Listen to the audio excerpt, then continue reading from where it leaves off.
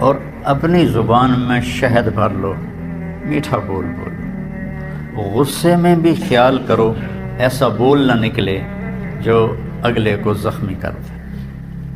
تو روزے کے ساتھ کیا ہوتا ہے؟ تقوی مل جاتا ہے۔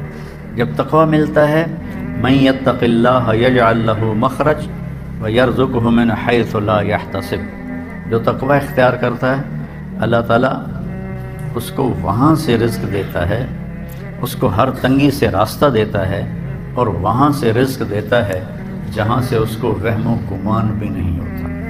حضرت مقداد رضی اللہ تعالیٰ عنہ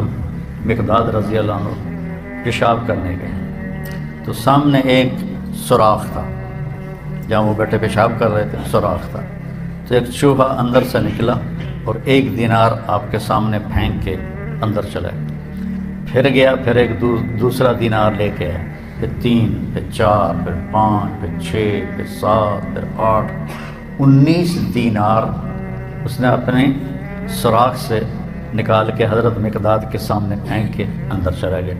وہ بڑے بے حیران پریشان، انہوں نے وہ اٹھائے، فارغ ہو کر آ کر اللہ کے نبی کو پیش کیے کہ یا رسول اللہ میرے ساتھ تو یہ قصہ ہوا ہے، آج چوہے نے مجھے مالدار بنا دیا۔ تو آپ نے فرمایا یہ رزق ہے جو اللہ نے تجھے عطا کیا ہے۔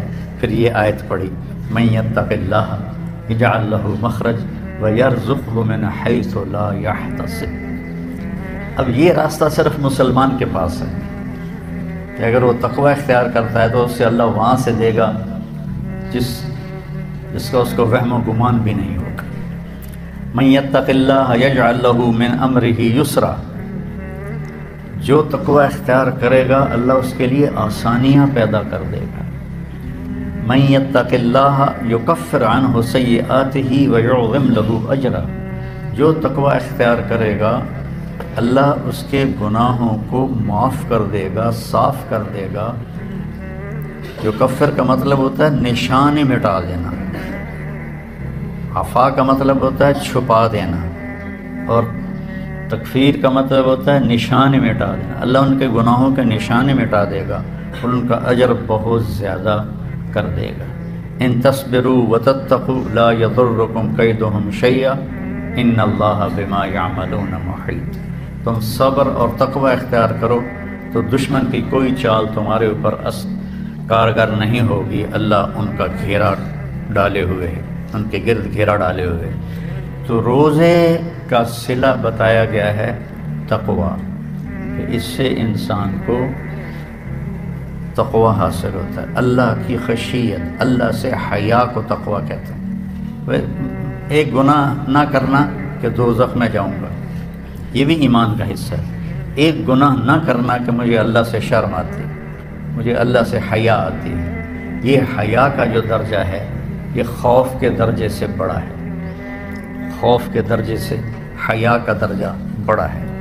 تو روزہ واحد عمل ہے جس کے پیچھے اللہ تعالیٰ نے فرمایا کہ تمہیں تقوی نصیب ہوگا، اور اللہ کے نبی کا فرمان ہے من صام یوما تطوعا ثم اعطی ملء الارض ذهبا لم یستوف ثوابہ دون یوم الحساب، کہ جس نے نفلی روزہ رکھا، نفل جو آپ کی نفل زائد کو کہتے ہیں، جس نے نفلی روزہ رکھا اور پھر اس کے بدلے میں پوری دنیا سونے سے بھر کے اس کو پیش کی گئی، 7 بر اعظم سونے سے بھر کے اس کو پیش کیے گئے کہ یہ آپ کے روزے کا بدلہ ہے، تو میرے نبی نے فرمایا کہ یہ سونے سے بھرا ہوا جہان اس نفل روزے کا بدلہ نہیں بن سکتا، صرف قیامت کے دن اللہ ہی اس کا بدلہ عطا فرمائے گا۔ تو فرض روزے کو حضرت علی نے فرمایا جو ایک روزہ چھوڑ دے فرض اور پھر قیامت تک روزے رکھتا رہے، زندگی بھر نہیں، قیامت تک زندہ رہے اور روزے رکھتا رہے، تو اس ایک فرض روزے کے اجر کو حاصل نہیں کر سکتا۔ پہلی امتوں پہ روزہ 24 گھنٹے کا تھا، اس امت پر اللہ نے سحری اور افطاری کر دی، سہولت کر دی، آسانی کر دی کہ سحری بھی کھاؤ اور سحری کو اجر قرار دے۔ ان اللہ و ملائکتہ لیصلون علی المتصحرین، اللہ سحری کھانے والوں پر اپنی رحمت اتارتا ہے، وہ فرشتے ان کے لیے دعا کرتے ہیں۔ ایک دفعہ آپ سحری کا کھانا کھا رہے تھے اور بکرے کی سری پکی ہوئی تھی، حضرت علی رضی اللہ تعالیٰ عنہ اور ارباز بن ساریہ اور حضرت مقداد، یہ تین آپ کے ساتھ بیٹھ کے سحری فرما رہے تھے۔ حضرت بلال آئے، یا رسول اللہ صبح ہو گئی ہے تو آپ اب کھانا چھوڑ دیں، میں اذان دینے جا رہا ہوں، یہ کہہ کر چلے گئے۔ جب وہ ایک انصاری عورت کا گھر تھا، اس کی چھت پہ چڑھ کے اذان دیا کرتے تھے، تو جب چڑھنے لگے نا تو پھر خیال آیا میں جا کے دیکھوں کہ اللہ کے نبی نے کھانا بند کیا کہ نہیں کیا، تو واپس آئے تو آپ کھا رہے تھے، تو کہنے لگے یا رسول اللہ واللہ لقد اصبحت، اللہ کی قسم صبح ہو گئی ہے۔ تو آپ نے ہاتھ کھینچ لیا، کہا رے بلال ابھی صبح نہیں ہوئی تھی، تیری قسم کو جھوٹا نہ ہونے سے بچانے کے لیے اللہ نے صبح کو پہلے نکال دیا۔ یہ بلال کی شان، تیری قسم جھوٹی نہ پڑ جائے، اللہ نے صبح کو پہلے نکال دیا۔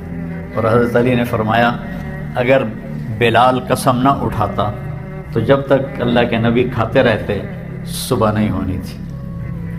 آپ نے 9 رمضان گزارے، 9، آپ نے اپنی زندگی میں 9 رمضان دیکھے، تقریباً سردیوں کے رمضان تھے جو آپ نے، چونکہ آپ ستمبر میں تشریف لے گئے مدینہ منورہ ہجرت کے لیے، تو اس کے بعد اگلے سال روزے فرض ہوئے، تو سردیوں میں ہی آپ کے سارے روزے آئے۔ اور جب آپ سفر میں ہوتے تھے اور روزہ رکھا ہوتا تھا، یا مدینے میں ہوتے تھے اور روزہ رکھا ہوتا تھا، تو ایک آدمی کو اونچی جگہ پہ کھڑا کر دیتے تھے۔ سفر میں ہوتے اور نفلی روزہ ہوتا تو پہاڑی پہ چڑھا دیتے تھے۔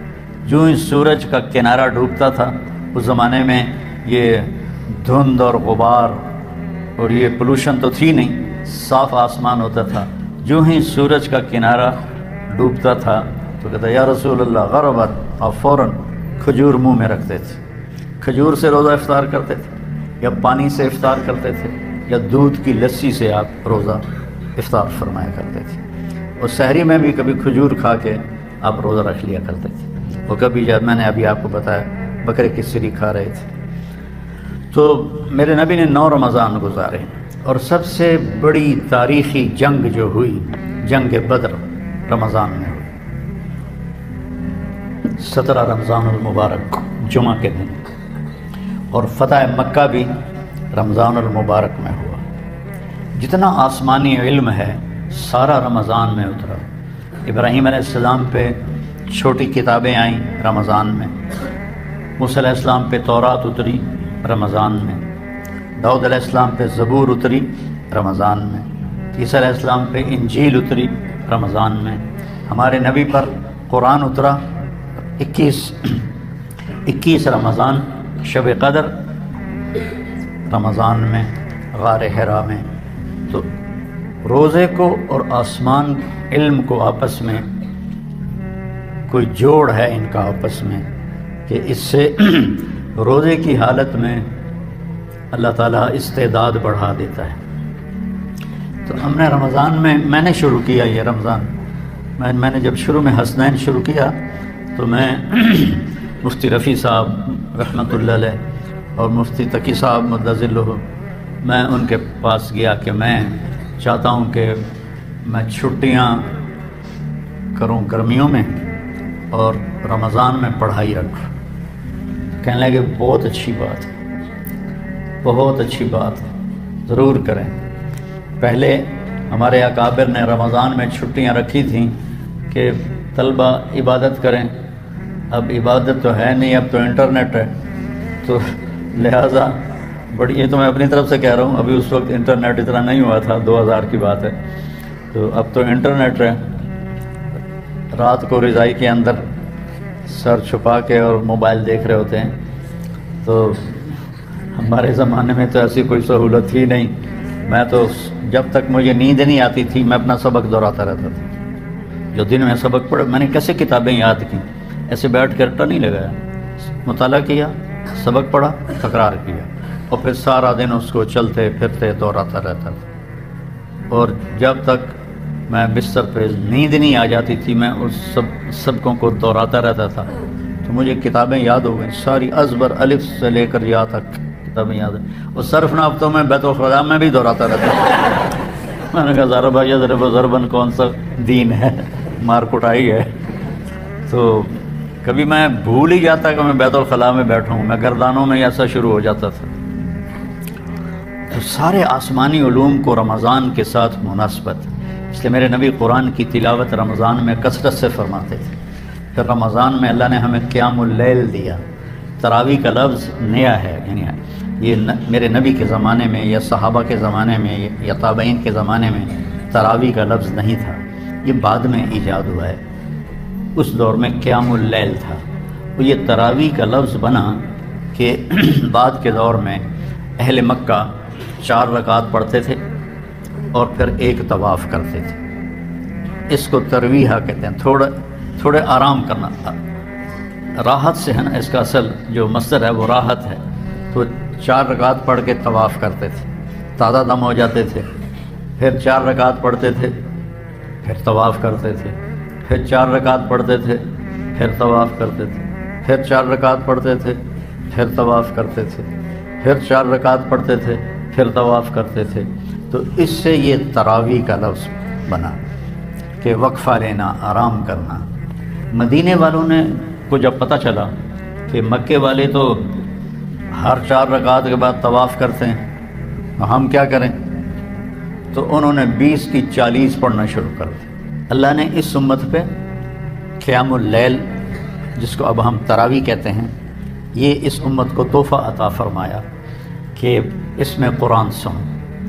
اور پہلی کتابیں امت کو یاد نہیں ہوتی تھی، صرف نبی کو یاد ہوتی تھی، باقی کوئی کتاب کو یاد نہیں کر سکتا تھا، لہذا ان کی نماز تسبیح ہوتی تھی، تسبیح، تحلیل، تکبیر۔ تو ہمیں تو اللہ قرآن دیتا ہے، اگر قرآن کی سمجھ ہو تو کتنے کبھی جنت کے نظارے، کبھی دنیا کی بے ثباتی، کبھی ایمانی صفات، کبھی اخلاق، کبھی سخاوت، کبھی جہنم، کبھی توحید، کبھی رسالت، کبھی آخرت، کبھی دنیا کی حقارت، کبھی آپس کے معاملات، کبھی آپ میاں بیوی کا تعلق، باپ اولاد کا تعلق، بھائی بھائی کا تعلق، تجارت کے مسئلے، زراعت کے مسئلے، حکومت کے مسئلے۔ قرآن تو ایک غنچہ نہیں ہے، ایک گلستان ہے جس میں پھول ہی پھول کھلے ہوئے ہیں۔ ابو ریحانہ رضی اللہ تعالیٰ عنہ جہاد کے سفر میں تھے، واپس آئے تو بیوی سے کہنے لگے 2 نفل پڑھ لوں؟ آخر ان کو بھی تو شوق ہے کہ میں بیوی سے خلوت میں ہوں، 2 نفل پڑھ لوں؟ کہنے کہ ہاں پڑھ لو۔ انہوں نے کہا انا اطعنا پڑھے گا۔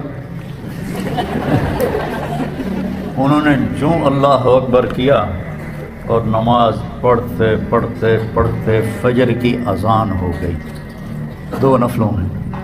جب ان اذان سن کے سلام پھیرا تو ان کی بیگم نے کہا ابا ریحانہ تعبت و اتعبتنی، خود بھی تھکے اور مجھے بھی تھکایا ہے، میں تمہیں یاد نہیں تھی؟ کہنے لگے واللہ نسیت، اللہ کی قسم میں تمہیں بھول گیا تھا۔ کہ تیرا بھلا ہو، بھول گئے؟ ایک کمرے میں خلوت میں کیسے بھول گئے ہو؟ کہنے لگے جب میں نے قرآن شروع کیا نا تو میرے سامنے جنت جہنم کے نظارے ایسے آئے کہ مجھے یاد ہی نہیں رہا کہ میں کہاں کھڑا ہوں، مجھے یاد ہی نہیں رہا۔ تو قرآن اللہ نے ہمیں یاد کروا دی، اس کو سینوں میں محفوظ فرما دیا، اور رمضان میں کہا سارے مل کے قرآن سن۔ اور قیام اللیل کے ہر سجدے پر 1500 نیکی لکھی جاتی ہے، ہر سجدے پر 1500 نیکی لکھی جاتی ہے۔ تو اگر 20 تراویح پڑھی تو 40 سجدے ہوئے، اور 15 چوکی 60,000 نیکیاں، اور اس کو 70 سے ضرب دو، 70 گنا ہو جاتا ہے نا، تو 60,000 کو 70,000 سے ضرب دو تو یہ کروڑوں میں چلا جائے گا۔ ایک رات میں آپ اتنی نیکیاں جمع کر لیتے ہیں 8 تراویح پڑھنے والوں کو برا نہ کہو، 20 تراویح پڑھنے والوں پہ اعتراض نہ کرو، یہ کمائی ہے، کر لو تو تمہارے مزے ہیں، چھوڑ دو تو تمہارا گھاٹا تو ہے ہی، گناہ کوئی نہیں لیکن گھاٹا تو ہے، نیکیاں گھٹ گئی ہیں۔ تو اللہ نے ہمیں قیام اللیل عطا فرمایا، اور اللہ کے نبی کے دور میں اجتماعی نماز نہیں ہوتی تھی، فرادہ، جیسے ابھی آپ کو جوڑیاں مقرر کی ہیں نا کہ ماشاءاللہ، یہی کتنی بڑی نعمت ہے کہ پورے مدرسے میں قرآن گونج رہا ہو، ہر کمرے میں قرآن کی آواز ہو، چاروں طرف نور ہی نور پھیل رہا ہے آپ کی برکت سے، علاقے میں پوری چاروں طرف اللہ کی رحمت برسے گی جب آپ بچے اپنا اپنا قرآن سنائیں گے، کوئی چھت پہ ہے، کوئی کمرے میں ہے، کوئی برآمدے میں ہے، کوئی باہر ہے، تو کیسی بہار ہوتی ہے کہ دیکھ کے ہی، سوچ کے ہی میرا تو ایمان تازہ ہو رہا ہے۔ آپ خوش قسمت بچے ہیں جو حافظ قرآن ہیں۔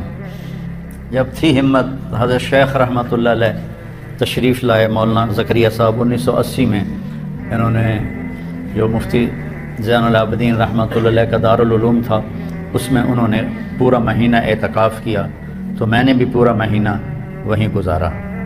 تو ہم خدمت میں ہوتے تھے، سحری بھی کروانی، افطاری بھی کروانی، پھر حضرت شیخ کے خلفاء آئے ہوئے تھے، ان کو تیل لگانا، مٹھی بھرنا، تو آخری عشرے میں پھر رائیونڈ کے کئی طلبہ آ گئے، تو میں سحری افطاری کروا کے، تراویح پڑھ کے، پھر بعد میں کتاب ہوتی تھی وہ سن کے، جب لوگ سونے لگتے تو میں، طاہر شاہ رحمۃ اللہ علیہ ساتھی تھا، فوت ہو گیا، اس کو میں اوپر چھت پہ لے جاتا اور 3 سپارے میں اس سے سنتا تھا۔ تو میں نے 2 قرآن ختم کیے، ایک تراویح میں اور ایک 10 دن میں جو آخری عشرہ ہے، روزانہ 3 پارے، اور تہجد کی 8 رکعات میں 3 پارے میں اس سے سنتا تھا۔ تو اللہ نے قرآن کو تازہ رکھنے کے لیے ہمیں یہ دور، آپ خوش قسمت ہو کہ آپ دیکھیے، آپ کا ہر عمل، ہر سبق کا، ہر لفظ کا اجر 70 گنا ہو رہا ہے، 70 گنا ہو رہا ہے، اور آپ کے جو نوافل ہیں وہ فرض کا درجہ پا رہے ہیں، اور آپ کے جو فرائض ہیں وہ 70 گنا جا رہے ہیں۔ آپ جتنی کمائی کوئی نہیں کر سکتا ہے۔ پھر اللہ تبارک و تعالیٰ نے روزہ صرف منہ بند کرنے کا نہیں ہے، آنکھیں بھی روزہ رکھیں۔ تقویٰ کب ملے گا؟ جب آنکھ بھی روزہ رکھے، بے حیا نہ ہو، زبان روزہ رکھے، بس زبانی نہ ہو، کان روزہ رکھیں، کسی کی غیبت نہ ہو، دل روزہ رکھے، کسی سے نفرت نہ ہو، ہاتھ روزہ رکھیں، کسی پہ زیادتی نہ ہو، پاؤں روزہ رکھیں، کسی غلط محفل میں چل کے نہ جائے۔ اپنے دل، رمضان شروع ہو رہا ہے، اپنے دلوں کو سب سے صاف کر، سب سے صاف کر۔ جو ہی رمضان کی پہلی رات ہوتی ہے، جہنم کے دروازے بند ہو جاتے ہیں اور جنت کے دروازے کھل جاتے ہیں اور شیطان قید ہو جاتے ہیں۔ اس لیے تو دیکھتے ہو نمازی بڑھ جاتے ہیں، اور جو ہی وہ شیطان کھلتا ہے وہ پھر اپنے گاہ کو واپس لے جاتا ہے، پھر وہی 1.5 صف ہوتی ہے نمازیوں کی جو پکے ہوتے ہیں، باقی بیچارے پھر واپس چلے جاتے ہیں۔ تو چیونٹیاں تک ان کے لیے دعا کرتے ہیں، ان کو کیسے پتہ چلتا ہے؟ چیونٹیاں اپنے سوراخوں میں دعا کر رہی ہیں کہ ایسی رحمت برستی ہے جو چیونٹیوں تک اور سمندر کی مچھلیوں تک وہ رحمت جاتی ہے، اور پھر وہ دعا کرتے ہیں ان کے لیے۔ اور اللہ کے نبی نے فرمایا عمل لا یعلم ثوابہ الا اللہ، آپ نے کہا عملان موجبان، عملان بامثالہما، عمل بعشرۃ امثالہا، عمل ب700 ضعف، وعمل لا یعلم ثواب عاملہ الا اللہ۔ من مات لا یشرک باللہ دخل الجنہ، من مات یشرک باللہ دخل النار، عملان موجبان، شرک کرتا ہوا مر گیا جہنم، توحید پہ موت آئی تو جنت۔ عملان بامثالہما، نیکی کا ارادہ کرے گا تو ایک نیکی لکھی جائے گی، گناہ کرے گا تو ایک گناہ لکھا جائے گا۔ ایک نیکی کرے گا وہ تو ارادے پر ہے نا، اب ایک کر لی تو 10 گنا ملے گا، اور اللہ کے نام پہ خرچ کیا تو 700 گنا ملے گا، اور آپ نے فرمایا ایک عمل ایسا ہے جس کی جزا اللہ کے سوا کوئی نہیں جانتا، وہ روزہ ہے، وہ روزہ ہے۔ آپ نے فرمایا میں نے جب معراج پہ گیا تو میں نے دیکھا کچھ لوگ الٹے لٹکے ہوئے تھے اور ان کو نیچے سے آگ جلا رہی تھی، تو آپ نے جبریل سے پوچھا یہ کون لوگ ہیں؟ کہ یہ وہ لوگ ہیں جو فرض روزہ چھوڑ دیتے تھے جان بوجھ کے۔ اللہ نے گنجائش دی ہے، بیمار ہو نہ رکھو، مسافر ہو بعد میں رکھ لو، ابھی چھوڑ دو بعد میں رکھ لو۔ آپ نے جب فتح مکہ پہ پہنچے کے لیے تو عصفان کے مقام پر رمضان کا مہینہ تھا، آپ نے ایسے آپ نے ایسے بڑا، اب یہ پیالہ تو ہے نہیں، پیالی بھی نہیں ہے، چھوٹی چھوٹی گلاسیں آ گئی ہیں، بخل کی سب سے بڑی علامت ہے۔ ہمارے بچپن میں اتنا بڑا گلاس ہوتا تھا، اتنا چوڑا، اتنا بڑا، اور ہماری ثقافت تھی رات کو کوئی بھی مہمان ڈیرے پہ ہوتا، مسافر ہوتے یا جانے والے، ان کو رات کو دودھ پیش کیا جاتا تھا، چونکہ جانور بہت زیادہ ہوتے تھے اس زمانے میں، تو دودھ وافر ہوتا تھا تو مہمانوں کو دودھ پلاتے تھے۔ تو ایک ابا جی کا دوست تھا، وہ اس کے والد کا نام تھا چاچا نواب، وہ ہمارے دادے کا بڑا دوست تھا، تو چاچا لال اس کا نام تھا۔ وہ ڈیرے پر آیا تو نوکر دودھ لے کر گیا، تو آج کل گلاس چھوٹے ہی ہیں تو ایسے تو نہیں، لیکن اتنے، تو وہ گلاس کو دیکھ کر کہنے لگا پتر میں نہیں پیندا، میں نہیں پیندا۔ اسے کہا چاچا کی گل ہے؟ کہنے لگا دو تو ود پیواں تو بے غیرت بنا، تو دو نال میرا گزارا نہیں چل رہا جب میں نہیں پیندا۔ آپ نے ایسے پیالہ لیا اور سب کے سامنے اس طرح روزہ توڑ دیا۔ سفر میں تھے نا، اور آگے اب مکہ قریب تھا تو آپ نے روزہ توڑ دیا، آپ کے ساتھ باقی نے بھی توڑ دیا۔ کچھ لوگوں نے کہا نہیں ہم پورا کریں گے، تو اتنی گرمی اور سفر، جب وہ پڑاؤ کیا تو وہ سارے ایسے پڑے ہوئے، ہمت ہی نہیں، جنہوں نے روزہ توڑ دیا تھا انہوں نے خیمے لگائے، چارہ اکٹھا کیا اونٹوں کے لیے، گھوڑوں کے لیے۔ تو آپ نے فرمایا آج روزہ توڑنے والے روزہ رکھنے والوں سے آگے نکل گئے، ذهب المفطرون بأجورهم۔ اللهم لك الحمد كما أنت أهله، فصل على محمد كما أنت أهله، وافعل بنا ما أنت أهله، إنك أهل التقوى وأهل المغفرة۔ ربنا آتنا في الدنيا حسنة وفي الآخرة حسنة وقنا عذاب النار۔ ربنا تقبل منا إنك أنت السميع العليم وتب علينا إنك أنت التواب الرحيم۔ ربنا هب لنا من أزواجنا وذرياتنا قرة أعين واجعلنا للمتقين إماما۔ اے زمین آسمان کے بادشاہ، اے آسمان کو اٹھانے والے اللہ، اے زمین کو بچھانے والے اللہ، اے ہواؤں کو چلانے والے اللہ، اے پہاڑوں کو گاڑنے والے اللہ، اے دریاؤں کو بہانے والے اللہ، اے سمندروں کو قابو رکھنے والے اللہ، اے پرندوں کو فضا میں سنبھالنے والے اللہ، اے ماں کے پیٹ میں بچوں کی حفاظت کرنے والے اللہ، اے جنگل کے شہروں کے باسیوں کی حفاظت کرنے والے اللہ، اے وہ حی و قیوم ذات جو موت سے پاک ہے، زوال سے پاک ہے، ذوف سے پاک ہے، تھکن سے پاک ہے، تجھے نہ کھانے کی حاجت ہے، نہ پینے کی حاجت ہے، نہ سونے کی حاجت ہے، نہ جگہ کی حاجت ہے۔ تو اول ہے بلا بدایا، تو آخر ہے بلا نہایا، تو قدیم ہے بلا ابتدا، تو دائم ہے بلا انتہا، تو اول ہے تجھ سے پہلے کچھ نہیں، تو آخر ہے تیرے بعد کچھ نہیں، تو ظاہر ہے تیرے اوپر کچھ، تو باطن ہے تجھ سے چھپا کچھ نہیں۔ مولا ہم دکھی امت ہیں اس وقت، تیرے محبوب کی امت ظلم و ستم کی چکی میں پس رہے ہیں۔ یا اللہ تو نے رمضان میں بدر دکھایا تھا، تو نے رمضان میں فتح مکہ دکھایا تھا، اب ہمارے پاس وہ لوگ تو ہیں نہیں جن کی وجہ سے فرشتے اترے ہیں، ہم یہی حقیر لوگ، گندے لوگ، دامن گناہوں سے سیاہ، دل گناہوں سے سیاہ، اور یا اللہ آنکھیں، ہاتھ، پاؤں، ہر چیز گناہوں سے سیاہ ہے، لیکن مالک تیرے سوا کوئی ہے بھی تو نہیں نا؟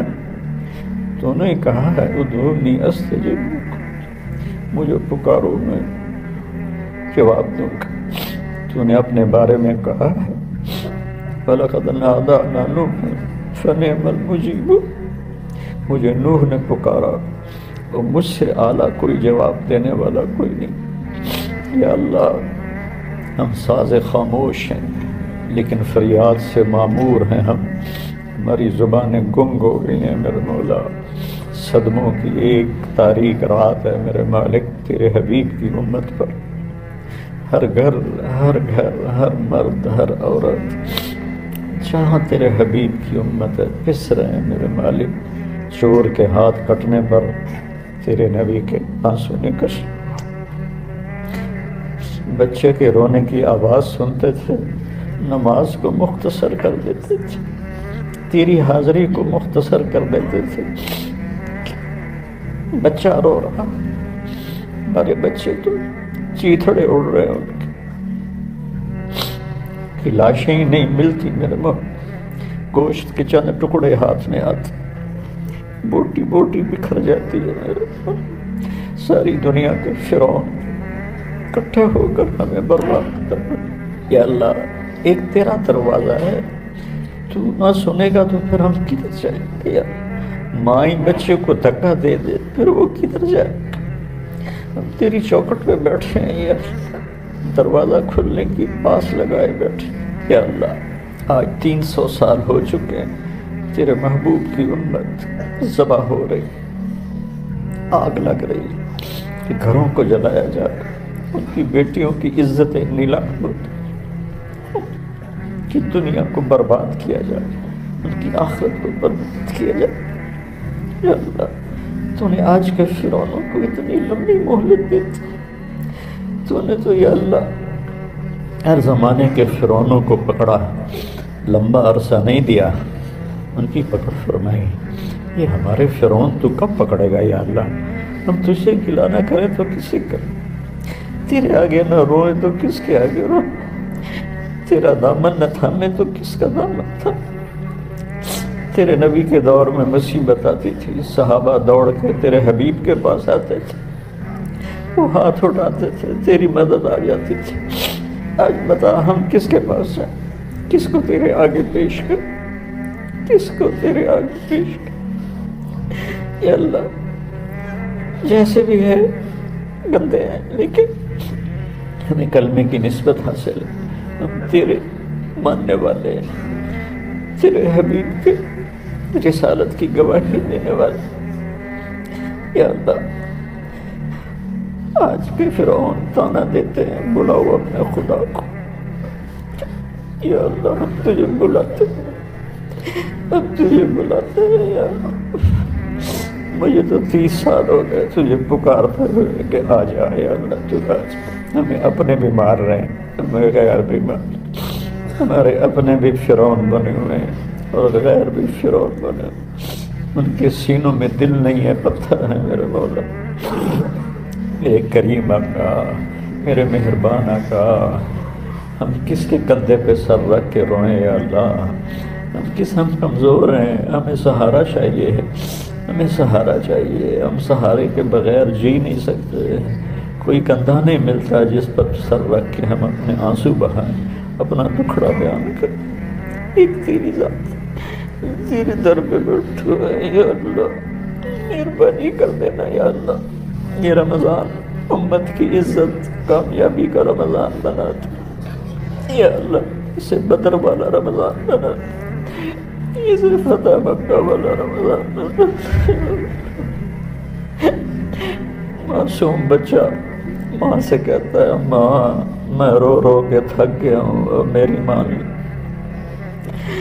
یا اللہ مجھے یاد ہے میں بھی چھوٹے ہوتے کہتا تھا ماں جی میں روتے روتے تھک گیا ہوں، میری بات مان لو۔ یا اللہ یا من یجیب المضطر اذا دعاہ ویکشف السوء. تھک گیا میرا، شل ہو گیا ہے میرا. مہربانی کرتے یا مہربانی کرتے یا میرے دیس پہ کرم کر. میرا دیس ٹکڑے ٹکڑے ہوتا، میرا دیس تباہی کے بہانے پر پہنچا، اور یا اللہ تیرے سوا کوئی مددگار نہیں. آ جائے تو آنے جانے سے پاک ہے یا اللہ. پتہ ہے تو آنے جانے سے پاک ہے. یہ تو یا اللہ دکھی اور زخمی اور پاگل دل کی فریاد ہے. وجاء ربک والملک صفا صفا، تم قرآن نے کہا. آ جا یا اللہ اپنی مدد اتار دے. یا اہل بدر تو موجود نہیں ہیں، بدر والے فرشتے تو موجود ہیں، ان کو اتار دے یا اللہ، ان کو اتار دے. کوئی آنسو تو پسند کر یا اللہ، کسی کی فریاد تو پسند کر یا اللہ، کسی کی ہائے تو پسند کر جو تیرے عرش کو ہلا دے. وہ لوگ چلے گئے جن کی فریادیں عرش کو ہلا دیتے تھے. ہماری فریادیں تو سر سے اوپر بھی نہیں جاتی، لیکن آنا تو تیرے ہی پاس ہے یا اللہ. کدھر جائے؟ تیرے سوا کوئی نہیں ہے. امت کی تباہی ہے یا اللہ. یا اللہ ساری ساری رات تیرے نبی روتے تھے، میری امت میری امت. ساری ساری رات تڑپتے تھے، میری امت میری امت. اور قیامت کے دن سارے نبی پکاریں گے نفسی نفسی. ہمارے نبی ہوں گے جو کہہ رہے ہوں گے یا رب امتی امتی. یا اللہ اے خاصہ خاصان رسول، وقت دعا ہے. امت پہ تیری آ کے عجب وقت پڑا ہے. ایسا زوال کبھی نہیں دیکھا ہم نے، کبھی نہیں پڑھا یا اللہ. آئی آندھیاں طوفان بن کے، لیکن اڑ گئی تنکے کی طرح. یا اللہ یہ 300 سال کی راحت ہے، کب صبح کرے گا؟ اب تو موت قریب ہے، قبر قریب ہے. مرنے سے پہلے دکھانا یا اللہ، دکھا ہمیں. ہماری ضد مان یا اللہ، ہم تیرے آگے ضد کرتے ہیں، ضد کرتے ہیں. ہماری مان لے یا اللہ، ہماری مان لے یا اللہ.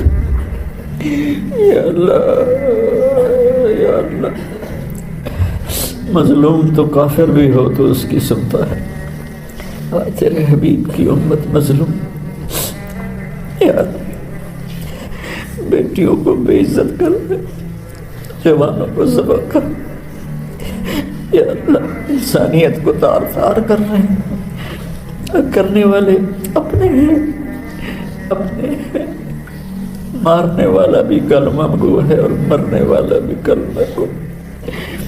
یا اللہ انہیں تیری پکڑ یاد نہیں رہی، انہیں جہنم یاد نہیں رہی. یا اللہ یا اللہ ہمارے پاس کوئی چیز ہے نہیں جو تجھے پیش کریں، کچھ بھی نہیں. ہمارا فقر ہے، ہماری ذلت ہے، ہماری بے بسی ہے. ہمارے بچے بچیوں کی فریادیں ہیں، ہمارے بوڑھوں کی فریادیں ہیں. یا اللہ کروڑوں امتی تجھے پکار رہے ہیں.